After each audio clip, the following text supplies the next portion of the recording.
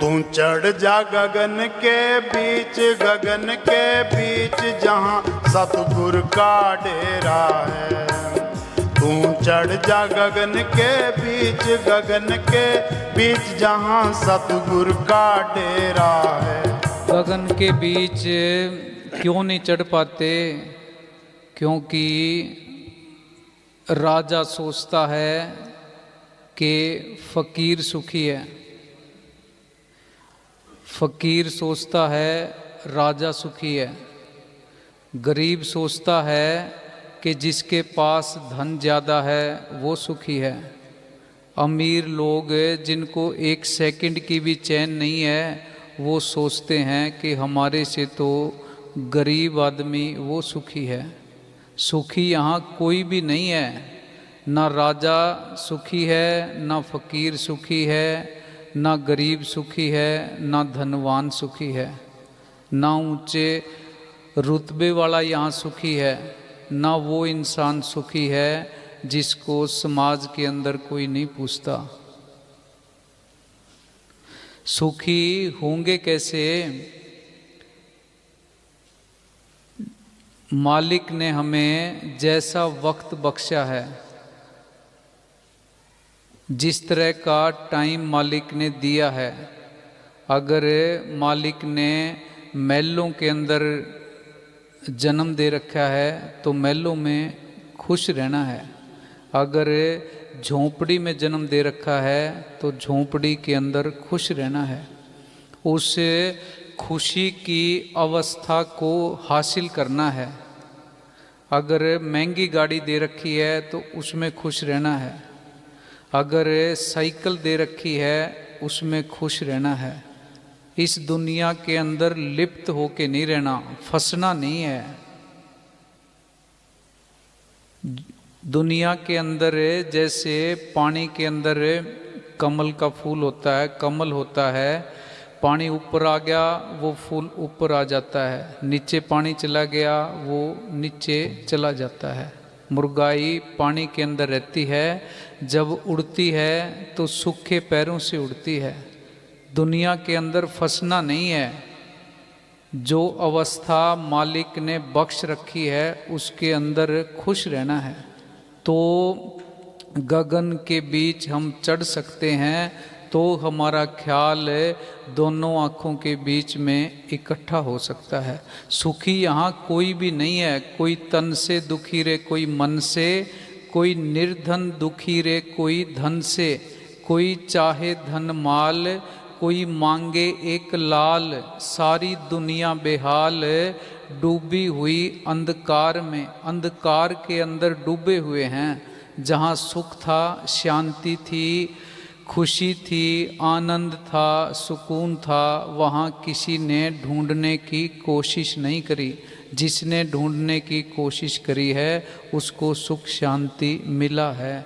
जितना हम एकांत के अंदर रहेंगे, जितना मौन रहेंगे, चुप रहेंगे, उतनी ही अंदर शांति आती जाएगी। हम तो बाहर की तरफ भाग रहे हैं, शांति अंदर की तरफ है। हाँ जी।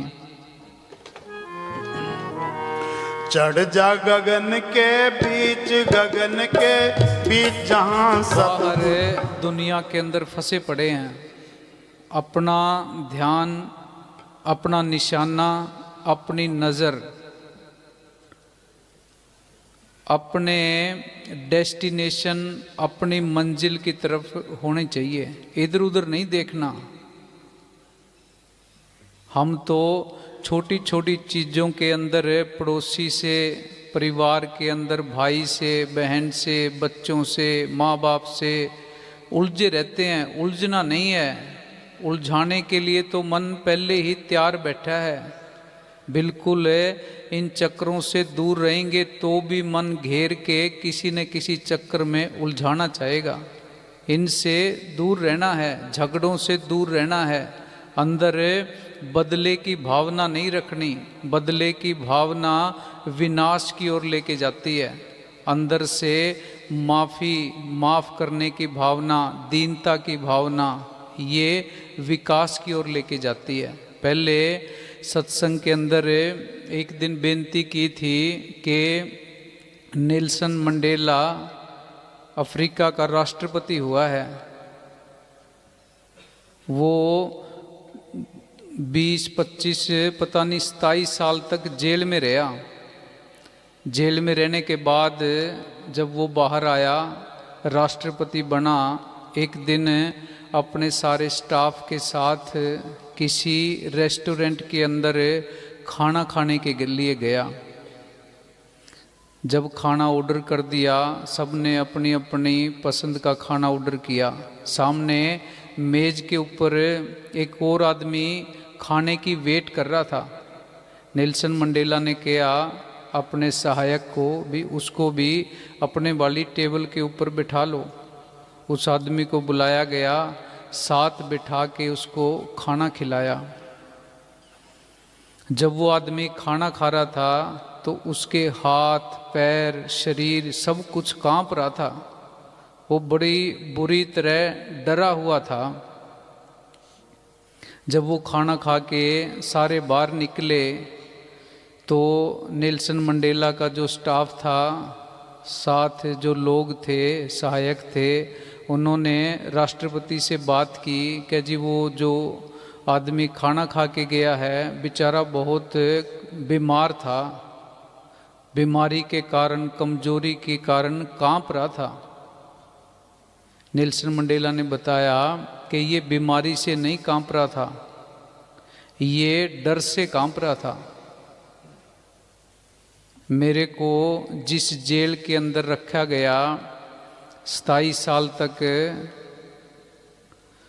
जब मेरे को यातनाएं दी जाती थी, मेरे को जब प्यास लगती थी, तो ये वहाँ का जेलर था। जब मैं पानी मांगता था तो ये मेरे ऊपर पेशाब कर देता था। अब मैं राष्ट्रपति बन गया, इसने सोचा कि मैं इससे बदला लूँगा, मैं इससे वैसा ही व्यवहार करूँगा। पर मैंने इससे वैसा व्यवहार नहीं करना। क्यों? बदले की भावना विनाश की ओर, माफ़ी की, दयालुता की भावना विकास की ओर लेके जाती है। किसी से कोई बात हो भी जाए उसको माफ़ करना है। हम तो दुश्मनी अंदर रख लेते हैं, 10 साल बर्बाद कर देते हैं, 20 कर देते हैं, कोई 40 कर देता है। अंदर से उसका बुरा सोच सोच के अपने अंदर को साड़ते रहते हैं। हाँ जी,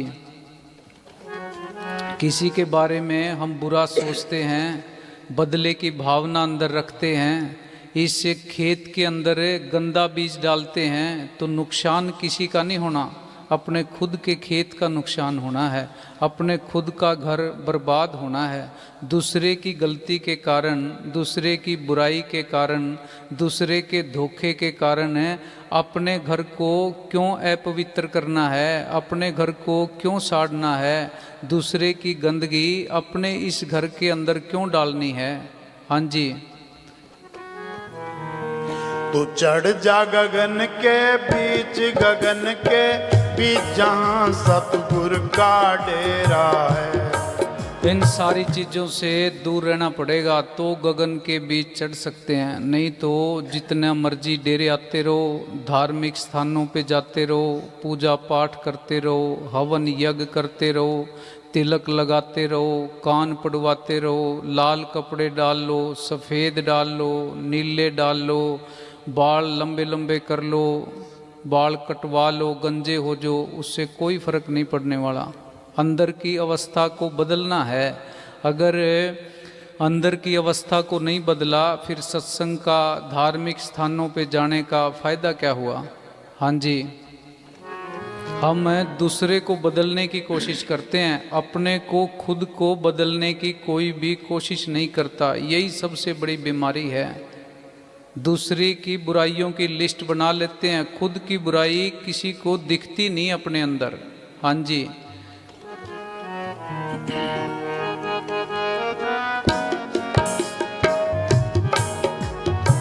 एक बार एक चील ने अपने घोंसले के अंदर, अपने आलने के अंदर अंडे दे रखे थे। वो सारा दिन अपने उस घोंसले के अंदर रहती थी, अंडों का ध्यान रखती थी, भी कोई जानवर ना खा जाए, कोई सांप वगैरह ना खा जाए, उनका ध्यान रखती थी। वो घोंसला सिर्फ उसी वक्त छोड़ती थी जब उसको कोई प्यास लगती या खाने की भूख लगती। एक दिन उसको भूख लगी, वो दाना पानी कुछ चुगने के लिए गई। जहाँ वो दाना पानी चुग रही थी वहाँ उसको एक मुर्गा मिल गया। वो मुर्गा उसको ललकारने लग गया, भी तू अपने आप को ताकतवर कहती है, तू मेरे साथ लड़ाई लड़, भी मैं तेरे से कमज़ोर नहीं हूँ, मैं तेरे को हरा दूँगा। उस चील ने उसको टालने की बड़ी कोशिश की, भी मैं ये कमज़ोर है, मैं तो इससे जीत ही जाऊंगी। बार बार चील ने बचने की कोशिश करी, पर वो मुर्गा उसको ललकारता रहा। आखिर में चील ने उससे लड़ना शुरू कर दिया। दोनों लड़ने लग गए। 5-10 मिनट का टाइम गुजरा। आखिर चील ने जीतना ही था, चील उससे ताकतवर थी, चील जीत गई, मुर्गा हार गया। मुर्गा अपनी पूंछ नीचे करके भाग के अपने घर की तरफ, अपने आलने की तरफ जहाँ वो रहता था वहाँ भागता हुआ गया। वो चील जब अपने घोंसले के अंदर गई, वहाँ जाके देखा उसके अंडों को सांप ने खा लिया। वो फिर रोने लगी, पछताने लगी, चिल्लाने लगी, भी किस मूर्ख के चक्कर में मैंने अपने बच्चों को, अपने अंडों को, अपने घर को बर्बाद कर लिया। तो जब हम सिमरन की तरफ चलते हैं, अपने लक्ष्य की तरफ चलते हैं, अपनी मंजिल की तरफ चलते हैं, तरह तरह के लोग हमारा ध्यान भटकाने के लिए हमारे जीवन में ज़िंदगी के अंदर आते हैं।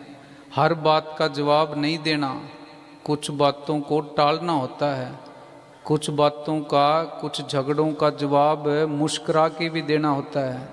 कोई बात हो जाए हंस के टाल दो।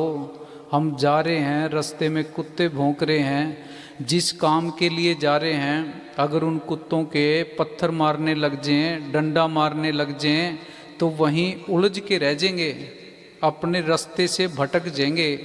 भटकना नहीं है, दुनिया जो बोलती है उसको बोलने दो।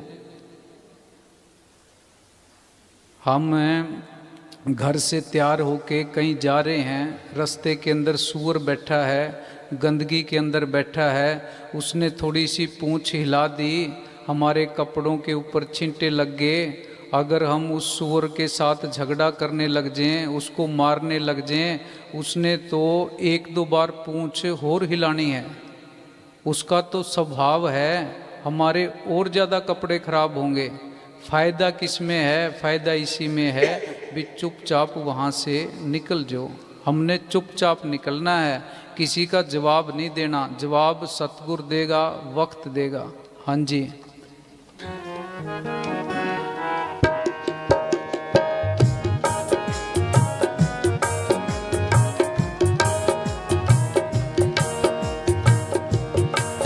पूरे संतारा बताया ता मैं गुरचरनी चितलाया।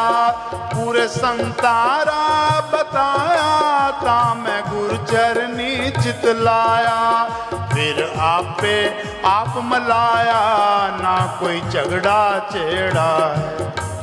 फिर आपे आप मलाया ना कोई झगड़ा छेड़ा है। सबसे ज़्यादा झगड़े हैं धार्मिक स्थानों पे, डेरों में। वो थे तो रूहानियत के कॉलेज, वहाँ आके पढ़ना था, दीनता, नम्रता, प्रेम, ये चीज़ें सीखनी थी। ये इमारतें, ये डेरे, ये धार्मिक स्थान हैं, ये लड़ाई के अड्डे बन जाते हैं। क्यों बन जाते हैं? क्योंकि हम अपने रास्ते से भटक जाते हैं। यहाँ हम झगड़े करने के लिए नहीं आए, किसी को नीचा दिखाने के लिए नहीं आए। हम तो स्कूल के अंदर पढ़ाई करने के लिए आए हैं। यहाँ पढ़ के जाना है, सत्संग सुन के जाना है, घर जाके अपना होमवर्क करना है। बात तो इतनी सी है। हाँ जी। पूरे संतारा बताया ता मैं गुरचरनी चितलाया, पूरे संतारा बताया ता मैं गुरचरनी चितलाया। फिर आप पे आप मलाया ना कोई झगड़ा चेड़ा है, फिर आप पे आप मलाया ना कोई झगड़ा चेड़ा है। तू चढ़ जा गगन के बीच, गगन के बीच जहाँ सतगुरु का डेरा है।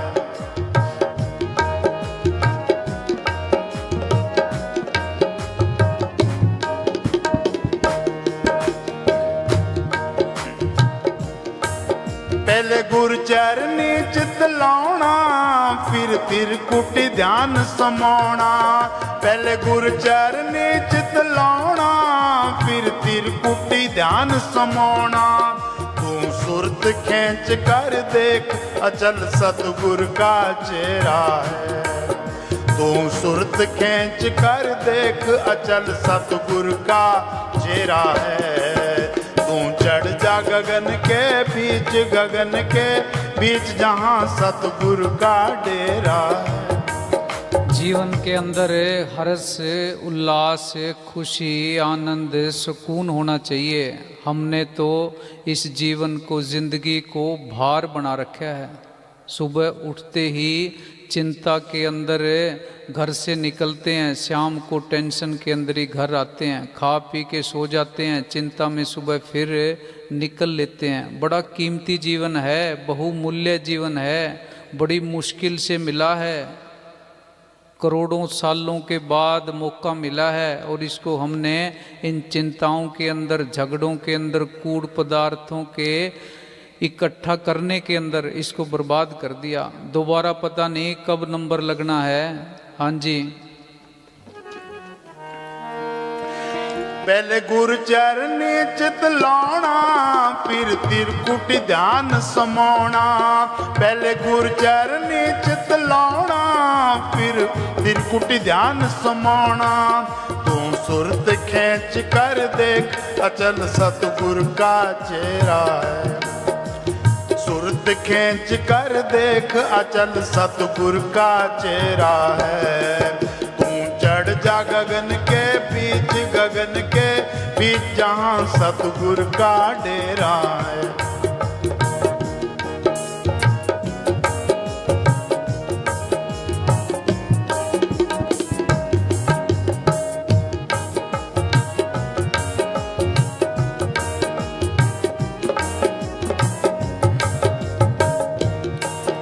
ओथे वज रिहा नहत वाजा, ओथे हो रही आजा आजा।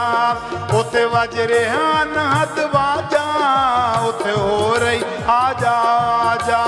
तू सतगुरु बीच समाजा वालना बिंगा तेरा है, तू सतगुरु बीच समाजा वालना बिंगा तेरा है। तू चढ़ जा गगन के बीच, गगन के बीच जहाँ सतगुरु। ये मन हमेशा आसान रास्ता चुनता है। धार्मिक स्थानों पे जाना आसान है, पूजा पाठ करनी आसान है, धार्मिक यात्राएं करनी आसान है, ध्यान करना, सिमरन करना, साधना करनी ये मुश्किल काम है। ये मुश्किल काम मन करना नहीं चाहता और इस मुश्किल काम के किए बिना ये छुटकारा नहीं है। हाँ जी। ओथे वज रिहा नहत वाजा, ओथे हो रही आजा आजा। ओथे वज रिहा नहत वाजा, ओथे हो रही आजा आजा। तू सतगुरु बीच समाजा वालना बिंगा तेरा है, तू सतगुरु बीच समाजा वालना बिंगा तेरा है। तू चढ़ जा गगन के बीच, गगन के बीच जहाँ सतगुरु का डेरा है।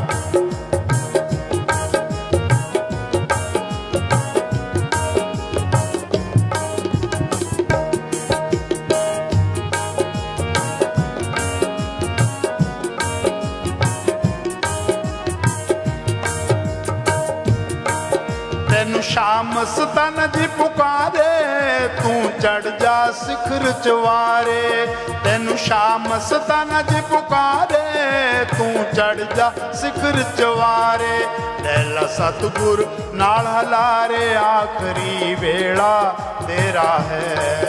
लैला सतगुर नाल हलारे, आखरी वेला तेरा है। तू चढ़ जा गगन के बीच, गगन के बीच जहाँ सतगुर का डेरा है। तू चढ़ जा गगन के बीच, गगन के बीच जहाँ सतगुर का डेरा है। धन धन सतगुरु। ये एक बार अगर उस आनंद के साथ हम जुड़ गए, फिर अब तो हमें नाचने के लिए बाहर ये इंस्ट्रूमेंट्स की ज़रूरत पड़ती है, ढोलकी की ज़रूरत पड़ती है। एक बारी उस अवस्था के अंदर चले गए, फिर बिना किसी इंस्ट्रूमेंट्स के भी इंसान नाचने लग जाता है। पूज्य वकील साहब जी फरमाते होते थे, ऊपर कई बारी कमरे में फरमाते थे, बताते थे कि मेरे को नींद आती है तो कमरे के अंदर मैं नाचना शुरू कर देता हूँ, इतनी खुशी है। अब इस बात को हमें तो नहीं लगता कि महाराज जी अकेले नाचते होंगे, पर कमरे के अंदर अकेले ही कई बारी दरवाज़ा बंद करके नाचते रहते थे। जब उस अवस्था के अंदर चले गए, फिर अंदर से इतनी खुशी होती है।